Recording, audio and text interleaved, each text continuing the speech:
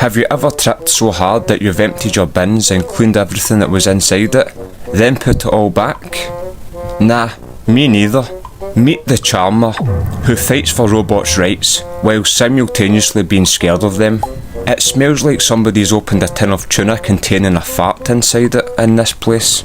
So I've been accepted into the railroad gang and I'm checking the base out, learning the signs. I put my name up there with the greats. If yous clean this place up, yous could keep pigs in it. I see the famous Dr. Carrington, the kind of guy who puts cereal on his pizza. He's preparing some nice food, but then it disappears. He's not a doctor, he's a bloody chef magician. Why am I helping these people? I don't even know if I believe this nonsense. Robots that are sentient? Okay then. A robot tries to touch me up. I was about to expose her, but I'm working for these people and I get free stuff. I'll wait a couple of years until I'm skint, and then come forward and cause a big fuss. Hee hee. Hashtag me not robot slave. I'm about to stop playing because what's the point? Then that small place inside me that's hanging on by a thread that has a struggling will to live kicks back in. I sit beside someone called Drummer Boy and whisper, "Action Man has a small penis. Do you know how I know that? Barbie told me." And then go,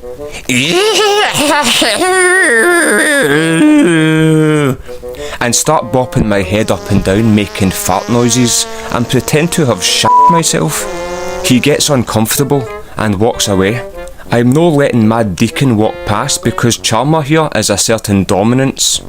I'm like, the Charmer is the new kid on this block.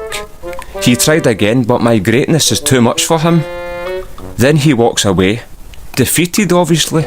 Then Drummer Boy tries to walk past. No, wee man. Where do you think you're going? Mad Deacon sneaking around the other way. I'm kidding on I'm a bouncer, like, no the night mate. Nah, kidding on weein', just playing. But I am better than you in every way. Then all of a sudden he becomes the bouncer and doesn't let me in. I'm like, listen mate, I'll throw you in that puddle. See, that's the problem with being narcissistic. It's knowing everybody hates you but still believing everybody loves you deep down.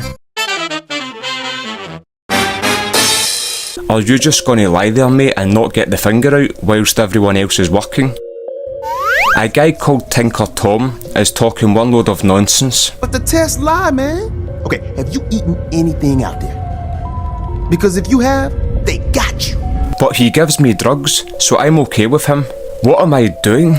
I've just took drugs from a guy who looks like he sniffs his towel after wiping his arse with it. I'm a bit no right in the head after whatever he gave me, so I nap on this pished stained mattress with his wee mate for a wee 24 hours. Us railroad gang do everything together, apart from threesomes with robots. Or would that be a threesome? Who knows, maybe we're all robots, so it's a zero-sum. I don't even know what that means, and neither should you. I then wake up and I really need some more of that drug he gave me. Serious question, if you had the chance to take a line of yourself, like actually sniff a line of yourself, like everything about you, your fears, history, worries, etc., all condensed into a mad line of whatever powder, would you? That's the kind of thing you question after taking too many mushrooms. Sorry. Anyway, I keep waking Tinker Tom up to get more of that good stuff he mixes up. I take more, and ages later, I'm staring at him whilst he's sleeping. I've been standing here for hours. I just forgot to walk away. I can't seem to leave this guy's sight.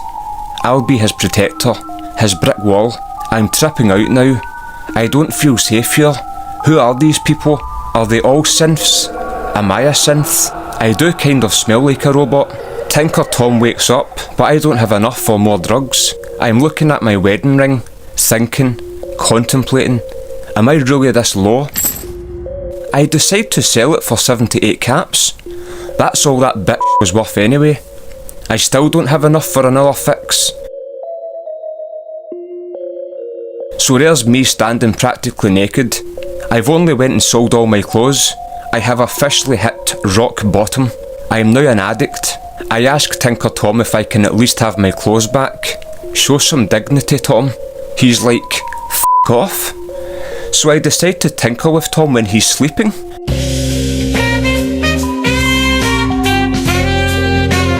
Nah, I'm kidding on, that never happened.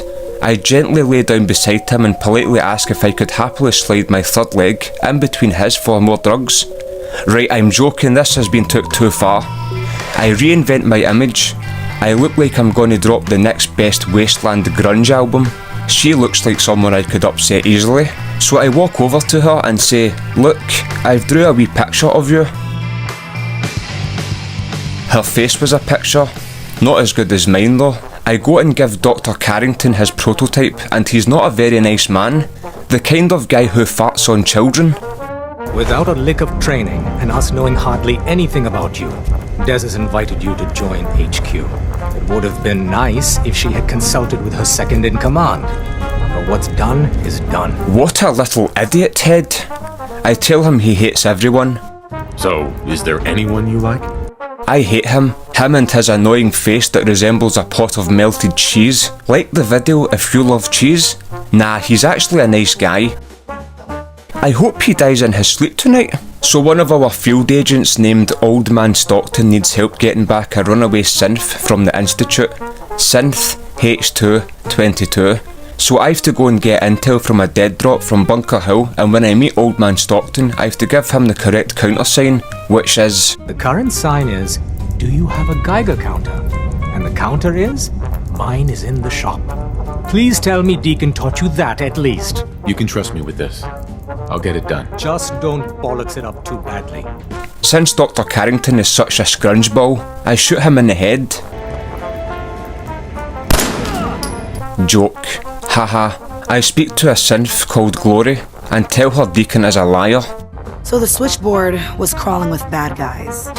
Mines and shit too. Any of that true? Or was Deacon bull***ing me again? Pretty much. Then start testing her because I don't believe she's sentient. So you're a synth? Can you prove you're more than just a machine? How do you arrive at a thought? Compose a poem for me. Right now? I'm a little pissed off. I fast travel to Red Rocket and meet Dogmeat. If you watched the last video, then he was off on a Tinder date with a radroach. I'm like, "How was your date, wee man?" Dogmeat's like, "She was stinking, mate. Is that why you've got a face like a mince pie?" Ah, Dogmeat. Such a little slut. It's such a nice day today. Meth and chill in the park kind of day. I take Dogmeat to meet the gang back at the base, but nobody's interested. Right, so me and wee Dogmeat head to Bunker Hill to get this dead drop. I buy some weapons and ammo. I rent a room and get a great wee 15-hour nap in, and when I wake up, I tell Dogmeat about a horrible dream I had. I was staring at my neighbour across the street, naked, from my kitchen, whilst eating a hot dog straight from the jar. I suppose it was a cold dog. Anyway, my neighbour pulls a phone out and I'm assuming the police is being contacted. So I call an ambulance just in case, so that I can say I'm not right in the head and say I may be having a bit of an episode or something. So it doesn't seem so weird. Anyway, I get a warning, but the next morning I'm back, staring at my neighbour again, cold dog in hand, and this time it's not a sausage. I hate that wee old woman, always phoning the police on me, even in my dreams. So I come across Old Man Stockton. He tells me to secure the delivery site so it's safe to meet him there later when it's as dark as his personality. I kill a couple of raiders. I laugh in the face of danger, and danger vomits at the sight of me. Dogmeat's like, "Why are you just standing there? I'm sure that's who we're supposed to meet, you f***y." And I'm like, "Oh aye, sorry." Mr. Stockton is standing there with the wee runaway synth, H222, and he won't say anything. Old Man Stockton lights a wee candle lantern thing to signal one of the railroad contacts that are coming to meet us. I'm waiting patiently and I get a fright and end up shooting the contact and the synth turns on me.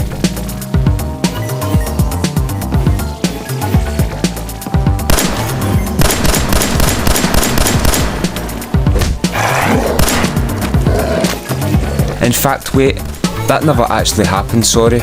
Ricky Dalton and a guy called High-Rise turn up. I follow High-Rise and we kill some raider scum, and a super mutant.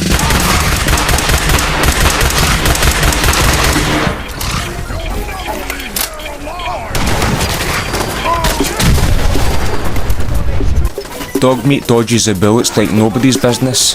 Then I cannot believe my eyes when I walk in and see Dogmeat teabagging someone he's just killed.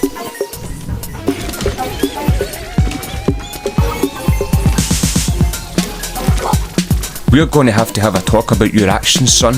That's a bad boy. I take Django's a moon monkey. I could scrap this to use for drugs from Tinkerus McThomas. I've heard they can be broken down for cloth, fiberglass and plastic. I activate this police protection robot thing and nothing happens. And no dog meat, you can't sleep with it. It's a bloody robot, you little dirty. Anyway, we arrive at Tycon. It's rather lovely. I had a few too many last night and sleep with this synth. There's no footage, but it definitely did happen. I'm so ashamed of myself. What have I become? This place is bloody huge to the point I get lost. Look at me running about for ages like an idiot. I'm literally such a big silly poo-poo head. I find some tasty gumdrops on this lovely toilet cistern. Pungent. I'm thinking of starting a band. Me and Dogmeat. The first grunge wasteland band. We'll be known as the Peculiar Poignant Pungent Punters. I go back to Dr. Carrington and tell him the job has been done. The end. Thanks very much for watching. Have a good one. Take care.